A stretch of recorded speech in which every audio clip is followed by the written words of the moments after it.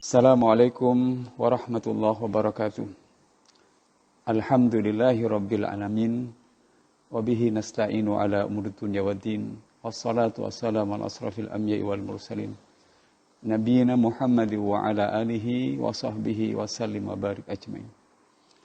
Qala Allah Ta'ala fi kitabihil karim. A'udzu billahi minasy syaithanir rajim. Bismillahirrahmanirrahim. Syahrul Ramadan alladzi unzila fihi al-Qur'an hudal linnas wa bayyinatin minal huda wal furqan. Ma'asyiral muslimin yang dirahmati Allah Subhanahu wa taala. Salah seorang pakar barat yang mengamati perkembangan Islam dan kaum muslimin di masa awal perkembangannya adalah John L. Esposito. Dalam bukunya Islam The Straight Path dia mengatakan yang paling menakjubkan dari awal perkembangan Islam adalah kecepatan dan perkembangannya. Dalam 10 tahun pasukan Muslim bisa menaklukkan pasukan Bizantium dan Persia. Pasukan Muslim bisa menguasai Irak, Suriah, Palestina, Persia, dan Mesir.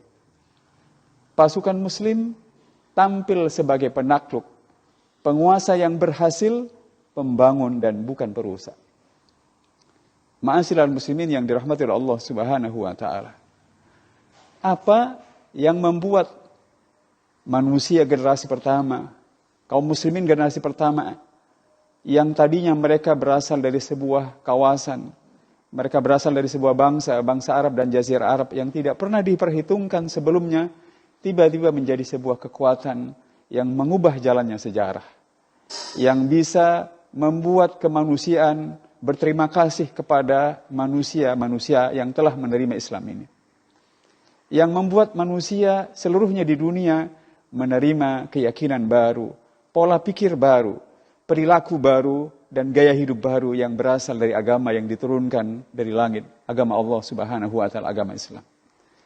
Kata kuncinya adalah Al-Quran.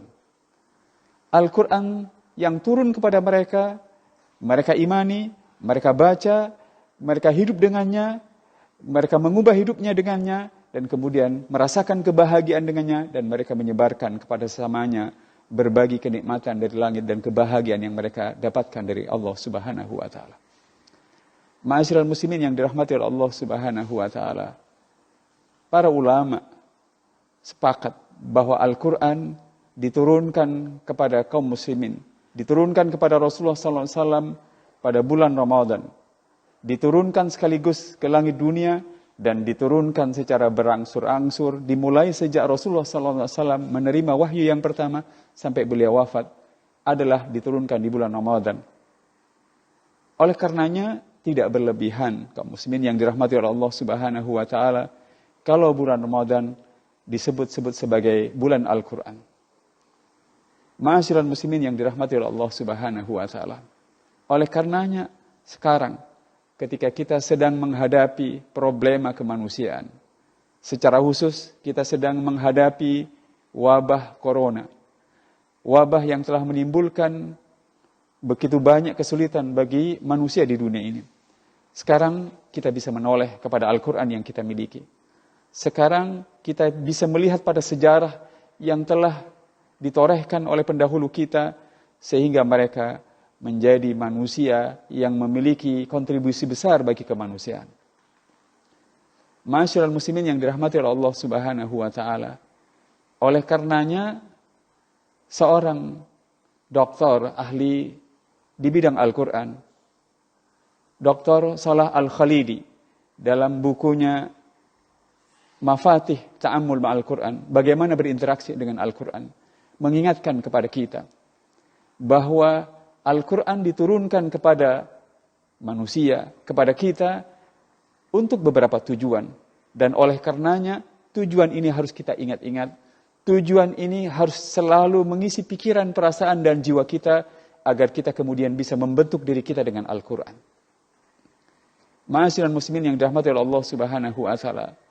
Dalam kitabnya Mafatih Ta'ammul Ma'al Quran, Dr. Khalidi mengatakan bahwa yang pertama, tujuan Al-Quran diturunkan kepada manusia adalah memperkenalkan manusia ini kepada pencipta kehidupan yang hakiki, yang benar, yaitu Allah Subhanahu wa Ta'ala. Oleh karenanya, di hari-hari Ramadan, di mana kita membaca Al-Quran, maka tarbiyahlah diri kita, didiklah diri kita, gemblenglah diri kita, agar semakin mengenal, semakin dekat kepada pencipta kehidupan, pengatur mutlak kehidupan, yang mengendalikan dan mengaturnya dan mengurusi semua kehidupan setiap saat, yaitu Allah Subhanahu wa Ta'ala. Allah Subhanahu wa Ta'ala menyebut dirinya dengan firman-Nya, yas'aluhu man fis samawati wal ardi kulla yaumin huwa fi sya'n. Setiap saat yang di langit maupun di bumi selalu meminta kepada Allah Subhanahu wa Ta'ala, dan setiap saat Allah selalu sibuk dalam mengabulkan permintaan-permintaan makhluknya itu. Ma'asyiral muslimin yang dirahmati oleh Allah Subhanahu wa Ta'ala. Yang kedua, kata Dr. Fatah Salah Al-Khalidi dalam kitab Mafatih Ta'ammul Ma'al Quran, bahwa Al-Quran diturunkan kepada manusia untuk membimbing manusia bagaimana mendekat, beribadah, mengabdi kepada Allah Subhanahu wa Ta'ala, kepada Tuhan yang telah dikenalnya itu dengan ibadah dan pengabdian yang sebaik-baiknya. Oleh karenanya, yang kedua, kalau kita ingin mentarbiyah, menggembleng diri kita semuanya dengan Al-Quranul Karim, maka gemblenglah diri kita, didiklah diri kita dengan ibadah yang dituntunkan oleh Al-Quranul Karim, yang ditunjukkan oleh Allah Subhanahu wa Ta'ala dalam kitab sucinya, sehingga kita bisa menjadi sedekat-dekatnya kepada Allah Subhanahu wa Ta'ala yang menciptakan kehidupan. Yang ketiga, tujuan diturunkannya Al-Quran kepada manusia, kata beliau dalam kitab Mafatih Ta'ammul Ma'al Quran, adalah agar manusia bisa membentuk dirinya menjadi manusia yang unggul, sempurna di semua sisi kehidupan, sesuai dengan kemampuan masing-masing.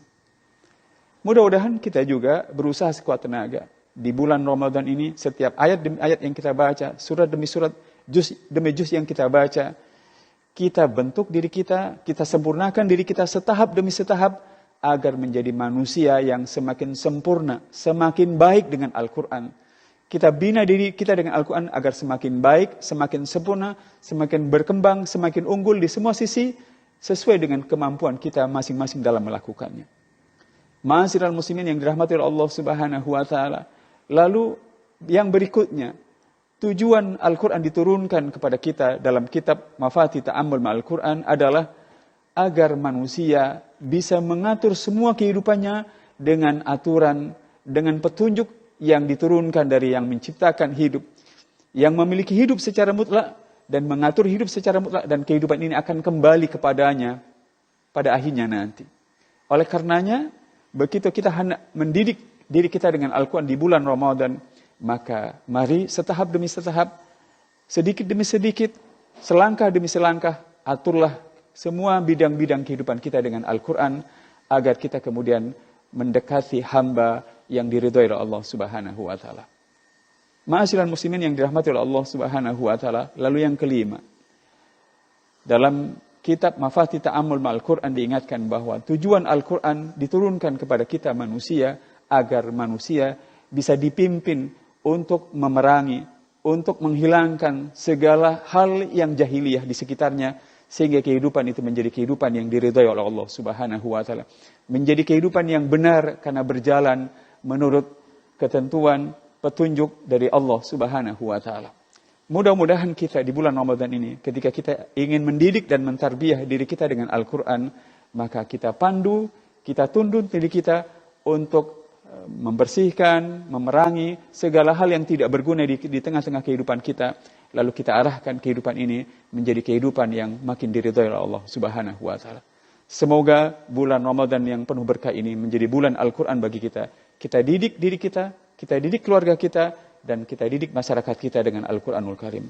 Mudah-mudahan Allah Subhanahu wa Ta'ala akan menjadikan diri kita hambanya yang bertakwa, dan mudah-mudahan kita menjadi hamba Allah yang memperoleh jalan keluar dari setiap kesulitan yang sekarang sedang kita hadapi bersama. Wabillahi taufiq wal hidayah. Wassalamualaikum warahmatullahi wabarakatuh.